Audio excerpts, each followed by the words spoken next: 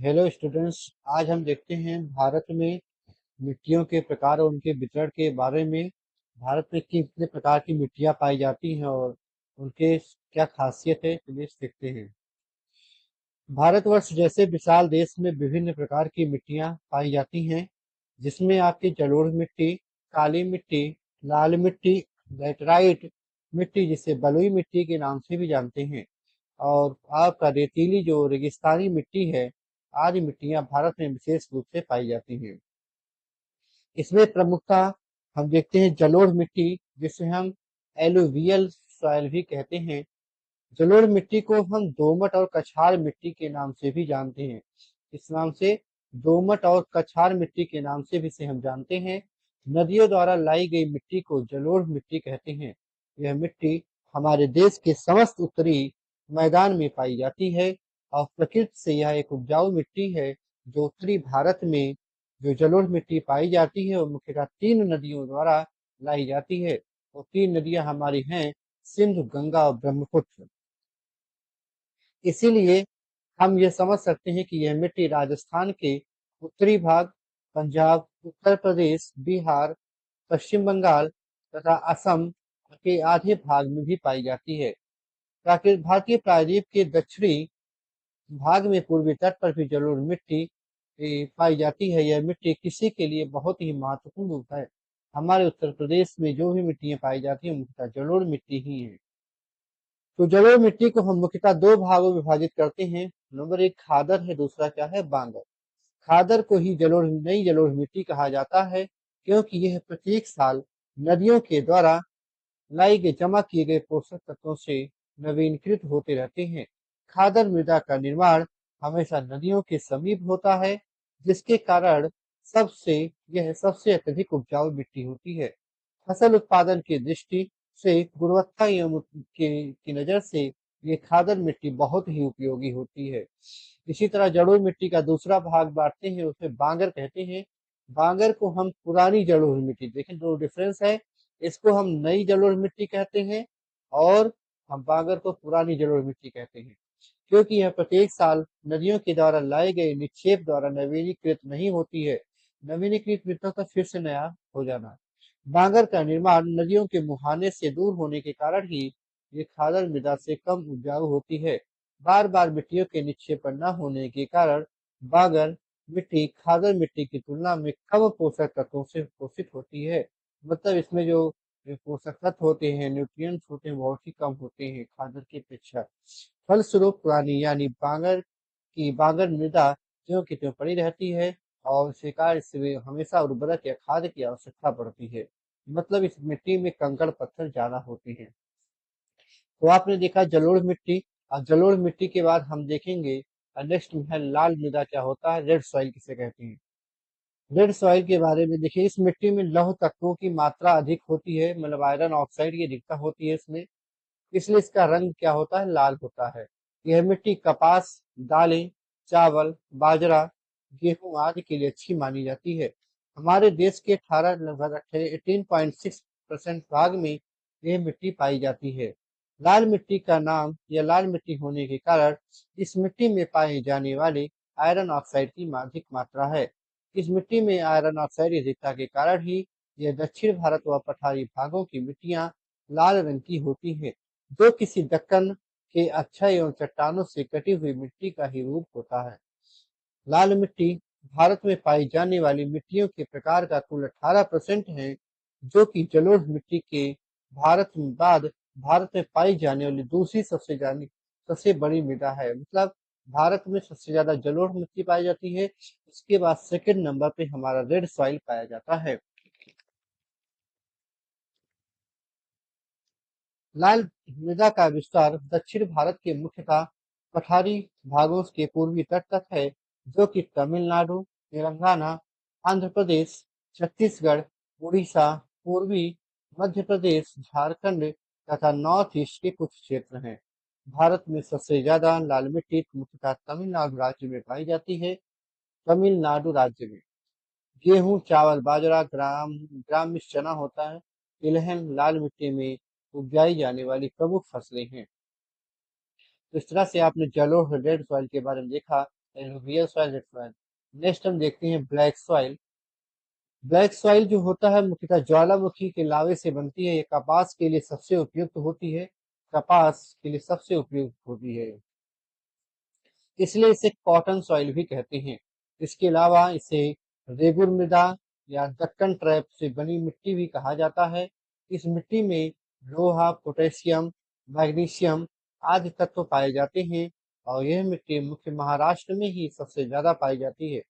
सबसे अधिक मात्रा में महाराष्ट्र में इसका फाउंडेशन होता है। यानी बेसाल्ट लावा चट्टानों के अपक्षय एवं अपर्दन के फलस्वरूप, अपक्षय एवं अपर्दन आप लोग जानते ही होंगे, कटाव एवं बहाव के फलस्वरूप होता है ये काली मिट्टी का निर्माण होता है, इसलिए इसे लावा मिट्टी भी कहते हैं।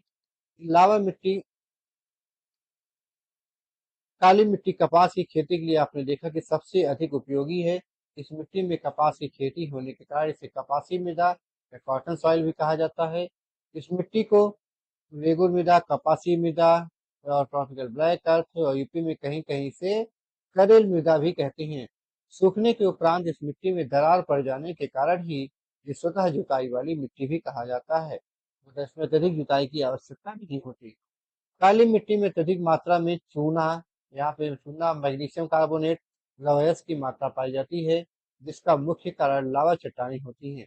काली मिट्टी का मुख्य विस्तार उत्तरी कर्नाटक से लेकर महाराष्ट्र, आंध्र प्रदेश, मध्य प्रदेश एवं गुजरात तक है तथा सबसे ज्यादा काली मिट्टी महाराष्ट्र में पाई जाती है। सर्वाधिक मात्रा में कहाँ पाई जाती है? महाराष्ट्र। इसके ऊपर आपने देखा था। और ये तमिलनाडु राज्य में सबसे ज्यादा रेड सॉइल पाया जाता है। उसी तरह महाराष्ट्र में ये कहाँ पाई जाती है? काली मिट्टी पाई जाती है। शुष्क कृषि, जहाँ जल की आवश्यकता कम हो, वहाँ के लिए काली मिट्टी सबसे अधिक उपयोगी है। काली मिट्टी की जल धारण क्षमता बहुत ही तीव्र होती है, फलस्वरूप यह ज्यादा नमी रह सकती है। इसी कारण काली मिट्टी को सिंचाई की जरूरत बहुत कम पड़ती है। ये दक्कन पठार, मालवा पठारों की प्रमुख मिट्टी है। पानी से भीग जाने पर भी ठोस एवं चिपचिपी हो जाती है और पानी सूख जाने पर दरार युक्त हो जाती है। तो ये था काली मिट्टी यानी ब्लैक सॉइल। आपने अब alluvial soil, red soil, black soil के बारे में समझ लिया होगा। नेक्स्ट देखते हैं क्ले सॉइल क्या होता है, जिसे हम हिंदी में चिकनी मिट्टी कहते हैं। यह मिट्टी अन्य मिट्टियों के निर्माण में भी सहायक होती है, जो मिट्टी की बनावट को बनाती है। इसके कण का आकार आमतौर पर 0.002 mm से कम होता है, यानी बहुत ही छोटा। इसकी पानी की रोकने की क्षमता बहुत अच्छी है, जो पौधों के लिए उपयुक्त नहीं है। लेकिन रेत जैसे अन्य मिट्टी के कणों के साथ इसे मिलाने से मिट्टी के जलधारण की क्षमता में सुधार में मदद मिलती है। इन गुणों के कारण इसका उपयोग मिट्टी के बर्तनों, सजावटी निर्माण उत्पाद जैसे ईट, दीवार, फर्श, टाइल्स आदि बनाने में किया जाता है। ईट, दीवार, फर्श, टाइल्स को बनाने में किया जाएगा या मिट्टी के बर्तन या सजावटी सामान बनाने में करते हैं। तो नेक्स्ट सॉइल है आपका डिजर्ट सॉइल। रेगिस्तानी मिट्टी से कहते हैं। शुष्क एवं रेतीली मृदा को ही मरुस्थलीय यानी रेगिस्तानी मृदा या डिजर्ट सॉइल कहा जाता है, जो ड्राई होती हैं और क्या होती है? रेतीली होती है। शुष्क एवं रेतीली मृदा का विकास वहाँ के शुष्क एवं अर्ध शुष्क जलवायु क्लाइमेट जो होता है एवं दिशाओं के फलस्वरूप होता है। क्योंकि राजस्थान में दिन के समय चट्टानों के फैलाव एवं रात के समय सिकुड़न की वजह से वहां मरुस्थलीय मृदा का निर्माण होता है। और मरुस्थलीय मृदा का क्षेत्रफल राजस्थान से लेकर सौराष्ट्र यानी से आप महाराष्ट्र भी कहते हैं, गुजरात, कच्छ, दक्षिणी पंजाब एवं हरियाणा के दक्षिणी पश्चिमी भागों तक पाया जाता है। मरुस्थलीय मृदा मुख्यतः रेत और बजरी से निर्मित मिट्टी है, जिसमें जैव पदार्थों तथा नाइट्रोजन की भारी कमी पाई जाती है। जैव पदार्थ एवं नाइट्रोजन की भारी कमी पाई जाती है इसमें।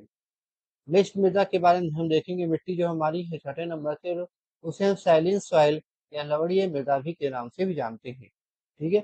जिस मिट्टी में घुलनशील लवणों की अधिकता, लवण में नमक होता है, एवं बहुलता के कारण बीजों का अंकुरण एवं पौधों का विकास बाधित होता है, तो ऐसी ही मृदा को लवणीय मृदा की संज्ञा दी जाती है। मतलब जिसमें लवणों या नमक की अधिकता हो जाए एवं बहुत ज्यादा हो जाए, उस मिट्टी में बीजों का अंकुरण और पौधों का विकास रुक जाता है, तो इस प्रकार की मृदा को हम लवणीय मृदा के नाम से जानते हैं। लवणीय मृदा में सोडियम और मैग्नीशियम की अधिकता होती है, इसलिए लवणीय मृदा में लवण प्रतिरोधी फसल या फसल चक्रों का उचित चयन करके ही खेती करने में समृद्धि होती है। यहाँ पे जो ऐसे फसलों का उत्पादन किया जाए जिसमें लवण प्रतिरोधी होते हैं, तो फसल चक्र को अपनाया जाए। इस मिट्टी में ज्वार, बाजरा, जई, लोबिया, करनाल घास, नेपियर चारा आदि फसलें उगाई जाती हैं मुख्यतः। सबसे ज्यादा लवणीय मृदा कहाँ पाई जाती है? गुजरात में। गुजरात में देखा, काली मिट्टी से महाराष्ट्र हो गया, लाल मृदा तमिलनाडु, जैसे लवणीय मृदा गुजरात में अधिकतम मात्रा में होती है। क्योंकि लवणीय मृदा फसलों के लिए उपयुक्त नहीं होती है, इसलिए लवणीय मृदा का पीएच मान भी इसका क्या होता है? बहुत कम होता है। सामान्यतः एक फसल उगाने के लिए नॉर्मली मिट्टी का पीएच मान कम से कम 6 से 7 के मध्य होना उचित माना जाता है। ये पॉइंट आप याद रखेंगे, इसका मान कितना होना चाहिए?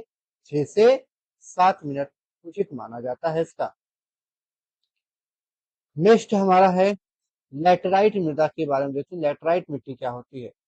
तो लैटेराइट शब्द का साधारण अर्थ होता है ईंट, यानी ऐसी मिट्टी जो भीग जाने या गीला हो जाने पर मक्खन के समान मुलायम हो जाती है और सूख जाने के बाद किसी ईंट की भांति कड़ी एवं ढेरेदार हो जाती है और ईंट के समान टाइट हो जाने पर ही इसे लैटेराइट मृदा का संज्ञा दिया जाता है।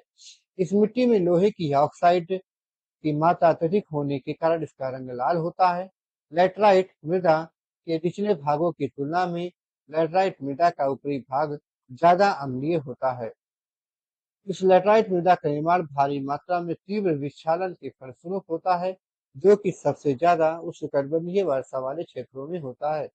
मुख्य रूप से लैटेराइट मृदा अपक्षादित मृदा का ही प्रकार है, जो कहीं से पानी के बहाव में बही हुई मिट्टी का होता है, इसलिए इसकी उर्वरता क्षमता भी बहुत कम होती है लाल मिट्टी की तरह।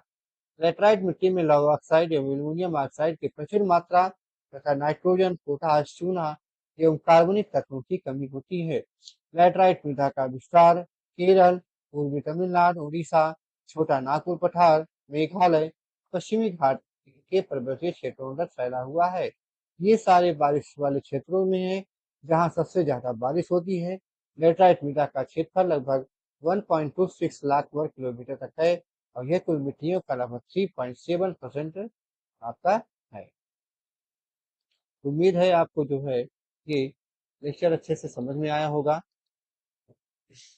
तो आप नेक्स्ट आप इस कॉपी से इसको नोट्स भी बना सकते हैं एंड अच्छे से इसको आप समझ सकते हैं। अगर आपको ये लेक्चर समझ में आया होगा तो चैनल को सब्सक्राइब करेंगे और वीडियो को लाइक करेंगे।